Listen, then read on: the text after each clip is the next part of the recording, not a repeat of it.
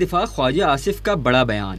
نجی چینل کے talk show میں بات کرتے ہوئے کہا کہ فیض آباد کمیشن رپورٹ کی کوئی وقت نہیں، یہ رپورٹ نہ مستند ہے نہ قابل بھروسہ ہے۔ فیض آباد کمیشن ایک مذاق تھا۔ جنرل ریٹائرڈ فیض حمید اور جنرل ریٹائرڈ قمر جاوید باجوہ پیش ہی نہیں ہوئے۔ خواجہ آصف کا مزید کہنا تھا کہ پیش تو مجھ جیسے سیاسی ورکر ہوئے، میں سمجھتا تھا یہ کوئی سنجیدہ مشق ہے، مگر یہ تو گپ شپ تھی۔ مجھے احساس ہوا کہ یہاں آ کر غلطی ہوئی ہے، نہیں آنا چاہیے تھا، یہاں تو کوئی سنجیدگی ہی نہیں ہے۔ فیض آباد دھرنا کمیشن گریبان میں جھانکے اور دیکھے کہ انہوں نے فرض نبھایا کہ نہیں۔ خواجہ آصف نے کہا کہ نواز شریف کے خلاف سازشوں میں ایک فیض آباد دھرنا بھی تھا۔ نواز شریف پر کسی بھی قسم کا کوئی دباؤ نہیں اور نہ ہی ناراض ہیں۔